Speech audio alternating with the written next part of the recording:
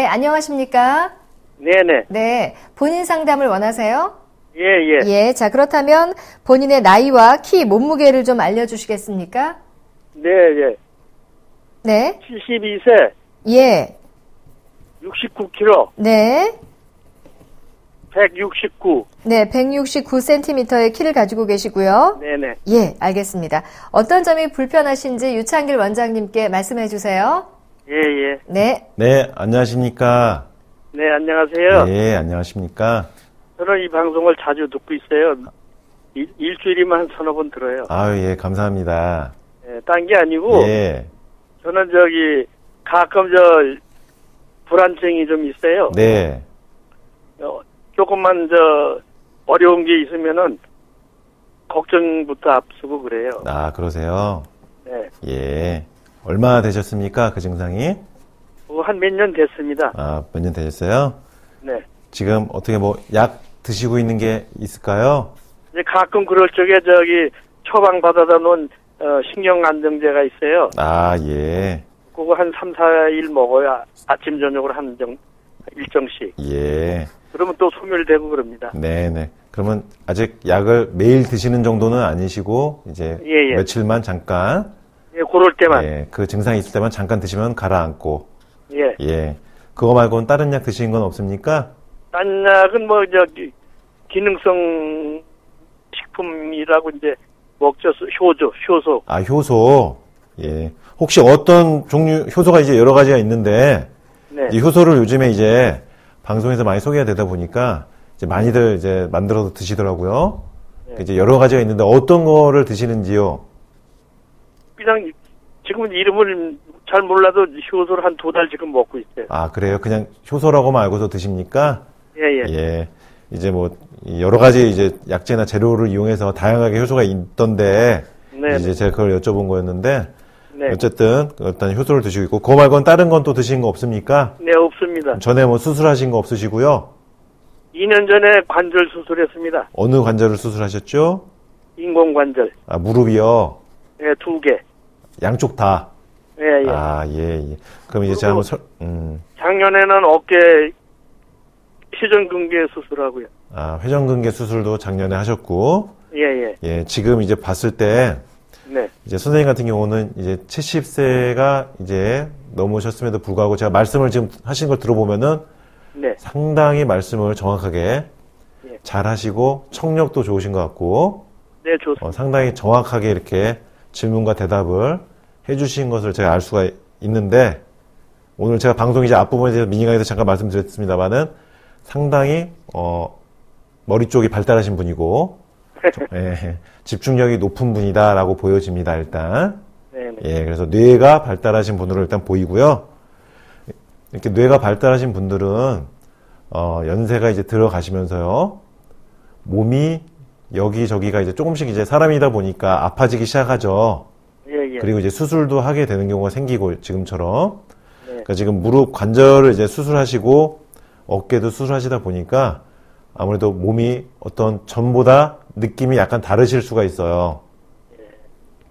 무릎 같은 경우도 약간 그 부위의 피부 감각이 원래 내 무릎일 때보다는 조금 둔하다든지, 다르지 않게도. 예, 그리고 관절 운동 각도가 전에는 무릎이 다 접혔었는데 쪼그려 앉을 수가 있었는데 만약에 무릎이 인공관절 하는 후에는 조금 그게 불편해진다든지, 네, 덜 꼬부라집니다. 예, 그래서 몸의 동작이 어떤 전보다 각도가 덜 나온다든지 전보다 몸이 움직이는 민첩성이 좀 떨어진다든지 하면서 이제 몸의 신경들이 약간은 전보다 둔해진다고 할까요? 그러니까 감각이 좀 떨어지는 거죠. 기능이 좀 떨어지죠. 예. 근데 우리가 결국은 팔다리를 움직이면서 사람이 걸을 때 뇌신경이 제일 활성화되고 안정이 됩니다. 네. 우리 사람의 뇌가 일반 동물들에 비해서 네 발로 걷는 동물들에 비해서 사람의 뇌가 이렇게 발달하게 된 이유는 직립보행을 하면서 뇌를 보호할 수 있게 되면서부터 이게 사람의 인류가 발전이 된 건데, 진화가 된 건데요. 그래서 걷는 거 자체가 전보다 양이 줄어들면은 일단 신경이 약해지면서 불안감을 자주 느끼게 돼요. 일단요. 네. 예, 그래서 지금 무릎을 수술을 하셨기 때문에 이제 하체가 아무래도 전보다 좀 약해지고 근력도 좀 약해질 수가 있고요.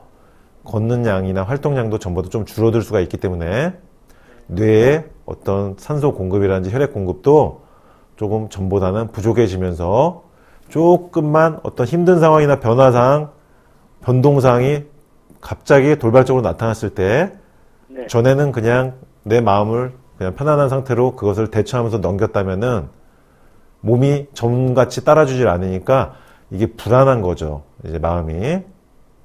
그래서 이렇게 어떤 수술이나 어떤 몸이 약해지면서 그리고 연세가 들어가시면서 이런 불안한 증상이 나타나신 분들은요, 하체 쪽 증상을 좋아지게 한 게 상당히 중요합니다. 하체 쪽 증상이요.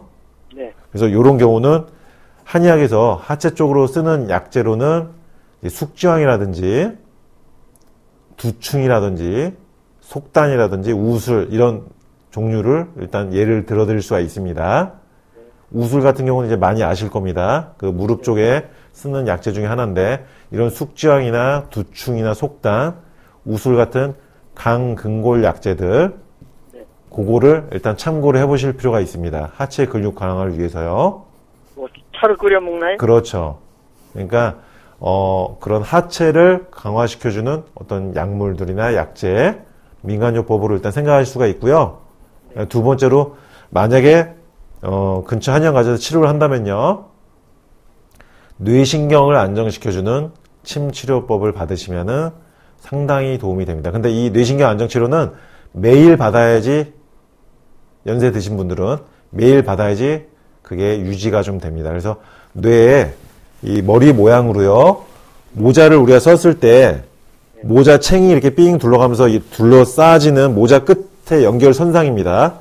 그 부위에 혈자리가 다 있는데, 그래서 이렇게 그 부위로 침을 놓고 백회 부위, 맨 꼭대기에 백회 부위까지 놓고, 그리고 인중 승장 이렇게 놓으면서 팔다리에 침을 놓게 되면은요, 뇌신경이 안정이 돼서 잠을 못 자거나 마음이 불안한 상태에서 그 침을 놓게 되면요, 맥박수가 90번을 뛰던 분이 이 뇌신경 안정침을 딱 놓고 맥을 5분에 재보면요, 90번 뛰던 사람이 60번으로 줄어들게 됩니다. 그러니까 뇌하고 심장의 열이 뇌신경을 안정시키면 확 그 열이 가라앉는 거예요. 그러니까 화병이 가라앉고 불안한 심장이 가라앉고 잠을 어제 못 자고 밤새 낮에도 못 자는 분인데 그 침을 맞는 순간 5분에 10분 후에 침대에서 드르렁드르렁 코고는 소리가 나면서 잠이 들게 됩니다. 그래서 뇌신경 안정침을 만약에 가까운 한의원에 자상한 한의사 선생님이 계시다면은 주치의처럼 가셔가지고, 어르신들은 침 치료 비용도 의료보험이 적용되기 때문에 많이 비싸지 않고요. 예, 그래서 자주 가는 한의원이 있습니다. 예, 그래서